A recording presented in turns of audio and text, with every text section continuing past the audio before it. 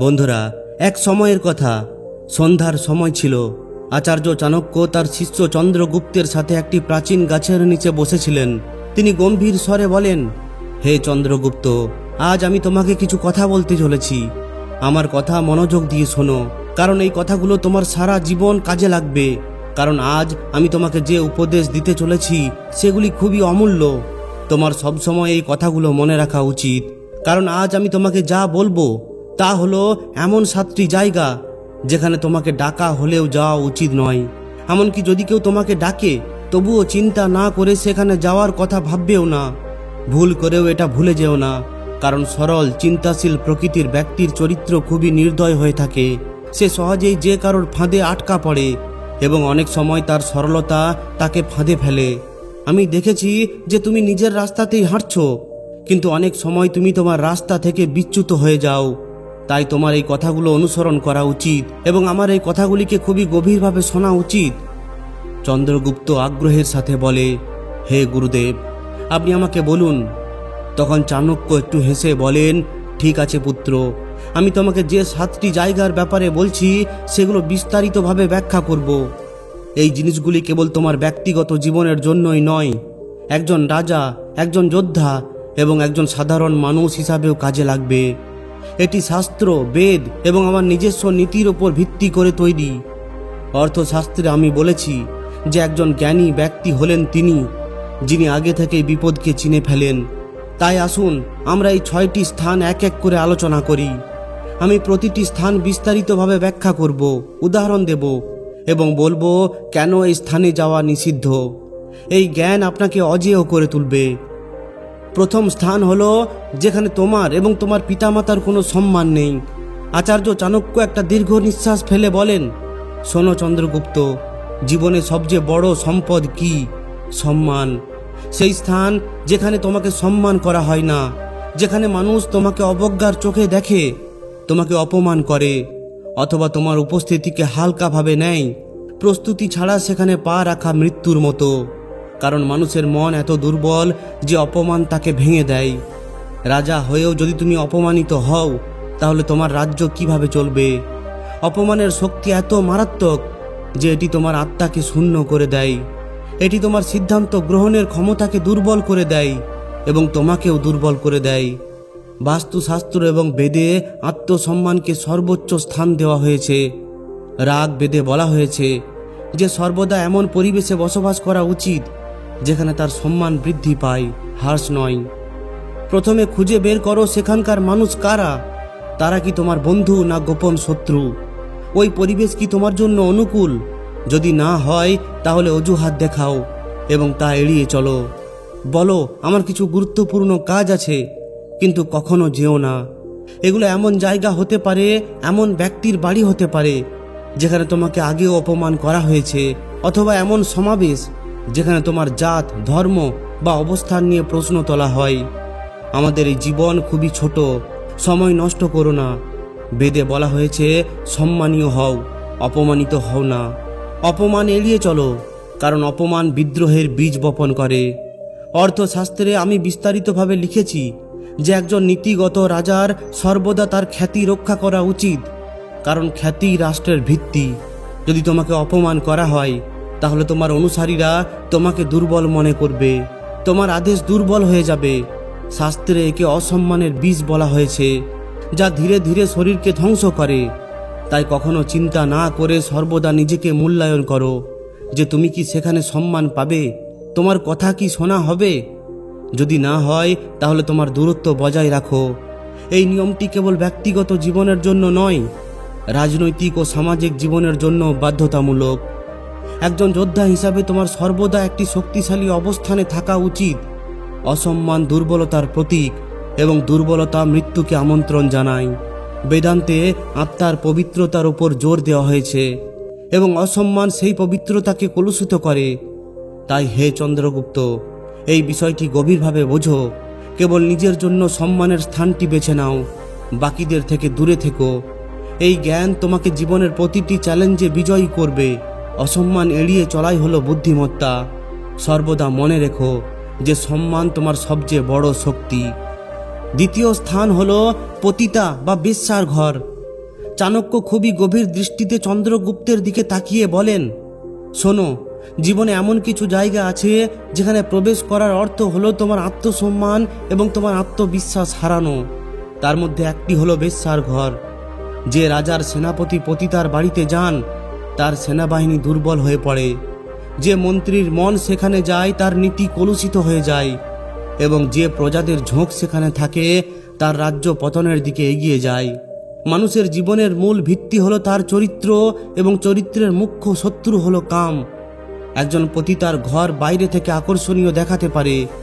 সেখানে সুগন্ধ, মেকআপ, নৃত্য, সঙ্গীত এবং ক্ষণিকের আনন্দের অনুভূতি থাকে, কিন্তু ভেতর থেকে সেই জায়গা আত্মার শক্তি শোষণ করে, পুণ্য ধ্বংস করে এবং পাপের গন্ধে ভরে যায়। চাণক্য বলেন, কামনার চেয়ে বড় কোনো রাগ নেই এবং যৌন তৃষ্ণার চেয়ে বড় কোনো শত্রু নেই। বেশ্যার বাড়িতে যাওয়ার অর্থ হলো নিজের চরিত্রকে ঝুঁকির মধ্যে ফেলা, কারণ সেখানে যে ব্যক্তি যায় সে ধীরে ধীরে তার কামনার দাস হয়ে যায়। শরীরের আনন্দ ক্ষণস্থায়ী, কিন্তু এর প্রভাব দীর্ঘমেয়াদী। এর ফলে আত্মার তেজ হ্রাস পায় এবং মানুষ ধীরে ধীরে অলসতা, আসক্তি এবং দুর্বলতায় আটকা পড়ে। চাণক্য বলেন যে রাজা হোক বা সাধারণ মানুষ, যে বেশ্যার বাড়িতে যায় সে কেবল তার সম্পদই ধ্বংস করে না, তার সম্মান এবং আত্মবিশ্বাসও নষ্ট হয়ে যায়। কারণ পতিতার বাড়িতে কেবল শরীরের লেনদেন হয়, সেখানে প্রেম, বিশ্বাস, আনুগত্য এবং পবিত্রতা থাকে না। সেই স্থান মানুষের মনকে আসক্তির জালে আবদ্ধ করে ধীরে ধীরে তাকে অতল গহ্বরের দিকে ঠেলে দেয়। শাস্ত্রে বলা হয়েছে যে 4টি পুরুষার্থ রয়েছে: ধর্ম, অর্থ, কাম এবং মোক্ষ। কিন্তু কামের স্থান কেবল ধর্ম অনুসারে। যখন কেউ কাম ধর্মের সীমা অতিক্রম করে পতিতার বাড়িতে পৌঁছায়, তখন তার ধর্ম ধ্বংস হয়ে যায়। আর যখন ধর্ম ধ্বংস হয়, তখন বাকি 3টিও স্থায়ী হয় না। যে ব্যক্তি পতিতার বাড়িতে যায় তাকে সমাজ সম্মানের চোখে দেখে না, তার খ্যাতি পতিত হয়। এবং যেমন চাণক্য আগেই বলেছিলেন, খ্যাতি হলো শক্তি। খ্যাতি ছাড়া রাজা রাজত্ব করতে পারে না এবং সাধারণ মানুষও সুখে থাকতে পারে না। বেদ এবং উপনিষদ বারবার আত্মসংযমের গুরুত্ব বলে। ঋগ্বেদে বলা হয়েছে যে একজন মানুষের আসল শক্তি তার ইন্দ্রিয় নিয়ন্ত্রণে নিহিত। পতিতার ঘর ইন্দ্রিয় নিয়ন্ত্রণ ভাঙার কেন্দ্র। সেখানে গিয়ে সাধক তার আভ্যন্তরীণ তপস্যা নষ্ট করে। যে ব্যক্তি ব্রহ্মচর্য অনুসরণ করে সে উজ্জ্বল, দীর্ঘজীবী এবং সফল হয়। অন্যদিকে যে ব্যক্তি কামের দাস হয় সে দুর্বল এবং অপমানিত হয়। তৃতীয় স্থান হলো যেখানে মদ এবং নেশার পরিবেশ থাকে। ওই স্থান আত্মাকে অন্ধকারে ঠেলে দেয়। মদ্যপান কেবল শরীরকেই বিষাক্ত করে না, মন ও বুদ্ধির শিকড়কেও ধ্বংস করে। ক্ষণিকের আনন্দ ও উন্মাদনার জন্য মানুষ যে মূল্য দেয় তা হলো জ্ঞানের ক্ষতি, আর প্রজ্ঞাই মানুষের আসল সম্পদ। যদি জ্ঞান হারিয়ে যায় তাহলে শক্তি, বীরত্ব এবং সাধনা সবই অকেজো হয়ে যায়। আচার্য চাণক্য স্পষ্টভাবে বলেছেন যে নেশার কেন্দ্রস্থল হলো পাপের ঘর। সেখানের বাতাসও দূষিত, সেখানকার সঙ্গীতও নেশাগ্রস্ত, সেখানকার হাসিও মিথ্যা ও ফাঁপা। যে ব্যক্তি এমন জায়গায় যায় সে ধীরে ধীরে একই তরঙ্গে প্রবাহিত হতে থাকে। প্রথমে সে কেবল দেখতে যায়, তারপর সঙ্গ তাকে টেনে নিয়ে যায় এবং শীঘ্রই সেও একই পাপে ডুবে যায়। শাস্ত্রে বলা হয়েছে যে মদ্যপান ধ্বংসের দিকে নিয়ে যায়। সেখানে গেলে কেবল শরীর দুর্বল হয় না, বরং আত্মার তেজও হ্রাস পায়। একজন সাধকের মন কখনো স্থিতিশীল হতে পারে না যদি সে নেশা স্পর্শ করে। রাজনীতির ক্ষেত্রে এটি আরও মারাত্মক। যে রাজার সৈন্য, মন্ত্রী অথবা রাজা নিজে নেশার শিকার হন, তার রাজ্য শীঘ্রই শত্রুদের হাতে চলে যায়। মাতাল ব্যক্তিদের গোপন রহস্য বেরিয়ে আসে এবং শত্রুর জন্য এটাই সুযোগ। তাই আচার্য সতর্ক করে দিয়েছেন, যে ব্যক্তি তার গোপন রহস্য রক্ষা করতে চায় তার কখনোই নেশার আশ্রয় নেওয়া উচিত নয়। আধ্যাত্মিক দৃষ্টিকোণ থেকে নেশা আত্মার পবিত্রতাকে ঢেকে রাখে। একজন মানুষের অন্তরাত্মা ও দেবত্বের উৎস নেশার ধোঁয়ায় সমাহিত হয়। ধ্যান ভেঙে যায়, জীবন শক্তি ছড়িয়ে পড়ে এবং জীবন একটি অন্ধ গলিতে ঘুরে বেড়াতে শুরু করে। এই কারণে যে ব্যক্তি নেশার জায়গায় পা রাখে সে নিজের মধ্যে মৃত্যুর বীজ বপন করে, এবং এই মৃত্যু কেবল শরীরের নয়, চরিত্র ও আত্মারও। এই কারণেই মনে রাখবেন যে যেখানে মদের প্রবাহ আছে সেখানে মানুষ তাদের জ্ঞানকে মদের পেয়ালায় ডুবিয়ে দিচ্ছে। যেখানে গান এবং নৃত্য কেবল কাম এবং উন্মাদনার জন্ম দিচ্ছে, সেই স্থান থেকে মাইল মাইল দূরে থাকুন। সেখানের একটি নিঃশ্বাস ও বিষের মতো। চতুর্থ স্থান হলো শত্রুর ঘর। শত্রুর ঘর এমন একটি জায়গা যেখানে বিশ্বাসের কোনো চিহ্ন নেই। এটি বিষে ভরা একটি কূপ এবং যে কেউ সেখানে যায় সে নিজেকে বিপদে ফেলে। শত্রুর মিষ্টি কথা এবং আতিথেয়তা একটি ফাঁদ যা একজন ব্যক্তিকে বিভ্রান্ত করে এবং তাকে ধ্বংস করে। আচার্য চাণক্য বলেছেন যে শত্রুর ঘর হলো একটি মৌচাক যা বাইরে থেকে মিষ্টি কিন্তু ভেতর থেকে কামড় দেয়। সেখানকার হাসি ছলে ভরা এবং বিশ্বাসঘাতকতার তলোয়ার প্রতিটি পদক্ষেপে ঝুলছে। যে ব্যক্তি শত্রুর ঘরে প্রবেশ করে সে তার বুদ্ধিমত্তা এবং প্রজ্ঞাকে ঝুঁকির মুখে ফেলে দেয়। প্রথমে সে আতিথেয়তায় মুগ্ধ হয়, তারপর ধীরে ধীরে সে শত্রুর কৌশলে আটকা পড়ে। শাস্ত্রে বলা হয়েছে যে শত্রুর সঙ্গ হলো আত্মহত্যা। সেখানকার বাতাস ছলনা, সেখানকার খাবার বিষ এবং সেখানকার কথাগুলি হলো মায়া। রাজনীতিতে এটি আরও মারাত্মক। শত্রুর ঘর হলো সেই জায়গা যেখানে গোপন পরিকল্পনা করা হয় এবং গোপনীয়তা প্রকাশ করা হয়। এক মুহূর্তের অসাবধানতা রাজাকে তার সিংহাসন থেকে বঞ্চিত করতে পারে। সেখানে এক মুহূর্তের অসাবধানতা রাজাকে তার সিংহাসন থেকে বঞ্চিত করতে পারে।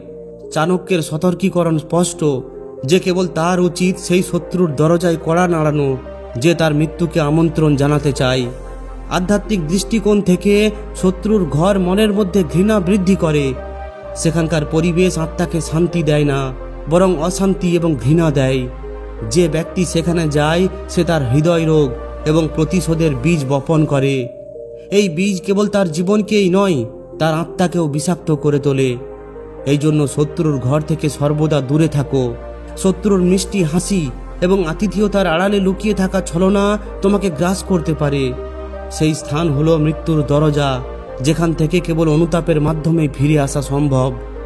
পঞ্চম স্থান হলো চরিত্রহীন ও লোভীর ঘর। চরিত্রহীন এবং লোভীর ঘর এমন একটি জায়গা যেখানে নীতি ও সত্যের কোনো মূল্য নেই। এটি এমন একটি স্থলভূমি যেখানে আটকা পড়া ব্যক্তি তার আত্মা এবং সম্মান হারায়। চরিত্রহীনতা এবং লোভ মানুষকে পশুর চেয়েও নিম্ন স্তরে নিয়ে যায়, কারণ সেখানে জ্ঞান বা ধর্ম থাকে না। চাণক্য বলেছেন যে লোভী ব্যক্তির ঘর বিষের ভাণ্ডার আর চরিত্রহীনের ঘর পাপের ঘর। যে ব্যক্তি এই ধরনের স্থানে যায় সে প্রথমে লোভের জালে আটকা পড়ে, তারপর অনৈতিক লোকেদের সঙ্গ তাকে টেনে নামিয়ে দেয়। সেখানে বলা কথাগুলো মিষ্টি শোনায় কিন্তু মনকে কলুষিত করে। শাস্ত্রে বলা হয়েছে যে লোভ হলো সমস্ত পাপের মূল। সেখানকার পরিবেশ মনকে কলুষিত করে এবং ধীরে ধীরে ব্যক্তি তার মর্যাদা হারায়। রাজনীতিতে অনৈতিক ও লোভীদের ঘর সবচেয়ে বিপজ্জনক। এখানে গোপন পরিকল্পনা করা হয় এবং বিশ্বাসঘাতকতার খেলা খেলা হয়।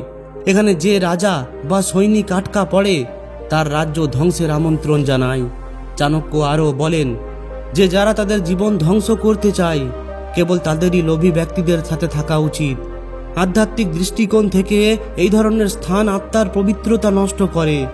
লোভ ও অনৈতিকতা মনকে বিভ্রান্ত করে, ধ্যান ভেঙে দেয় এবং একজন ব্যক্তিকে সত্যের পথ থেকে দূরে নিয়ে যায়। যে কেউ সেখানে যায় তার ভেতরের আলো হারিয়ে ফেলে। তাই সর্বদা অনৈতিক ও লোভীদের ঘর থেকে দূরে থাকুন। সেখানের একটি দর্শনও আপনাকে পাপের গর্তে ঠেলে দিতে পারে। সর্বশেষ এবং ষষ্ঠ স্থান হলো অহংকারীর ঘর। অহংকারীর ঘর হলো সেই জায়গা যেখানে জ্ঞান ও নম্রতা অদৃশ্য হয়ে যায়। এটা এমনই এক মরুভূমি যেখানে ভালোবাসার ছায়া নেই, সত্যের জলও নেই। অহংকার মানুষকে অন্ধ করে তোলে এবং তার ঘর হলো পতনের কেন্দ্র। চাণক্য বলেছেন অহংকারীর ঘর হলো একটি অগ্নিকুণ্ড যা নিজেকে এবং অন্যদের পুড়িয়ে দেয়। সেখানকার বাতাসে অহংকারের গন্ধ থাকে এবং সেখানকার আলোচনা কেবল আত্মপ্রশংসায় ভরে থাকে। যে ব্যক্তি অহংকারীর ঘরে যায় সে ধীরে ধীরে তার প্রভাবে আসে। প্রথমে সে তার প্রশংসা শোনে, তারপর সে একই শ্রেষ্ঠত্বের মোহে নিজেকেও হারিয়ে ফেলে। শাস্ত্রে বলা হয়েছে যে অহংকার ধ্বংসের কারণ। সেখানকার পরিবেশ মনকে অস্থির করে তোলে এবং ব্যক্তি তার নম্রতা হারায়। রাজনীতিতে অহংকারীর ঘর হলো সবচেয়ে বিপজ্জনক। অহংকারী রাজা, মন্ত্রী বা সৈনিক নিজের অহংকারে ডুবে যায় এবং শত্রুদের শিকার হয়। এটি চাণক্যের সতর্কবাণী। যে ব্যক্তি অহংকারী ব্যক্তির সাথে মেলামেশা করে সে নিজেই তার পতনের কারণ হয়ে ওঠে। আধ্যাত্মিক দৃষ্টিকোণ থেকে অহংকার আত্মার সবচেয়ে বড় শত্রু। অহংকারীর ঘরের পরিবেশ মনকে সত্য এবং ঈশ্বর থেকে দূরে সরিয়ে দেয়। সেখানে ধ্যান ভেঙে যায় এবং আত্মার তেজ নষ্ট হয়ে যায়। যে ব্যক্তি সেখানে যায় সে নিজের মধ্যে সত্য এবং শান্তি হারিয়ে ফেলে। তাই সর্বদা অহংকারীর ঘর থেকে দূরে থাকুন। সেখানের একটি দর্শনও আপনাকে অহংকারের অন্ধকার কূপে ঠেলে দিতে পারে। এই স্থানটি হলো আত্মাকে ধ্বংসকারী বিষ।